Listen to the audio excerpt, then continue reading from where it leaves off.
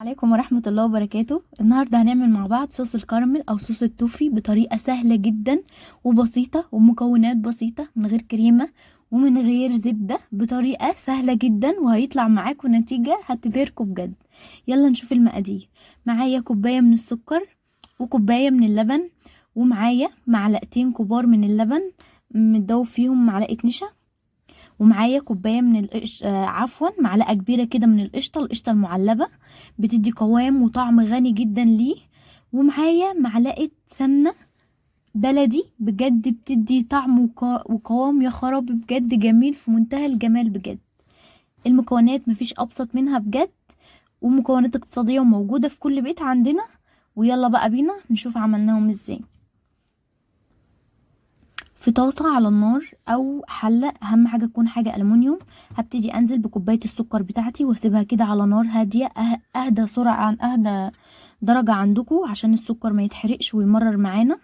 عشان تاخدوا قوام مظبوط لازم النار بتاعتكم تكون على اهدى حاجة. هبتدي بقى اقلب السكر كده، اساعد السكر بتاعي ان هو يدوب تماما بالراحة خالص. والنار بتاعتي انا مش بعلي النار خالص، النار بتاعتي على اهدى سرعة.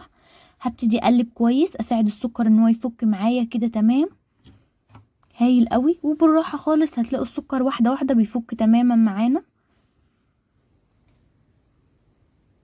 زي الفل. هبتدي بس اقلب كويس كده بعد ما اتأكدت ان هو السكر داب تماما ووصلت للون ده، هايل قوي اللون ده. هبتدي انزل بقى بقطعة السمنة البلدي بتاعتي كده، والريحة بقى ما شاء الله بجد. وابتدي انزل المعلقة الكبيرة من القشطة،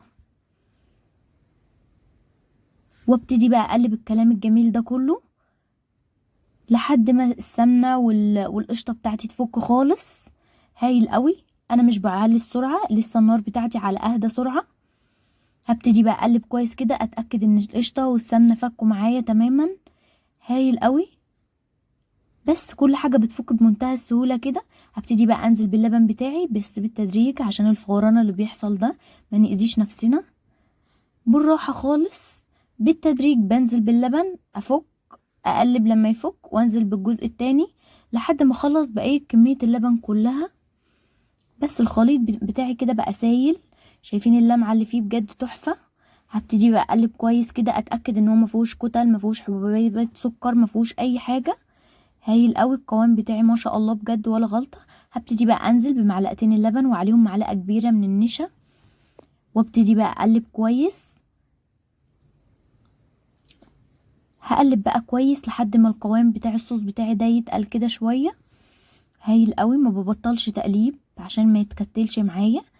هنقلب كويس جدا، هايل. شايفين الصوص ما شاء الله تقل معايا ازاي، وشايفين الصوص ولا غلطة، مفيهوش ولا اي تكتلات، اللمعة اللي فيه تحفة بجد ما شاء الله بجد، هايل قوي. الصوص تقل معايا وبقى زي الفل كده تمام قوي معانا. الصوص تقل و10 على 10.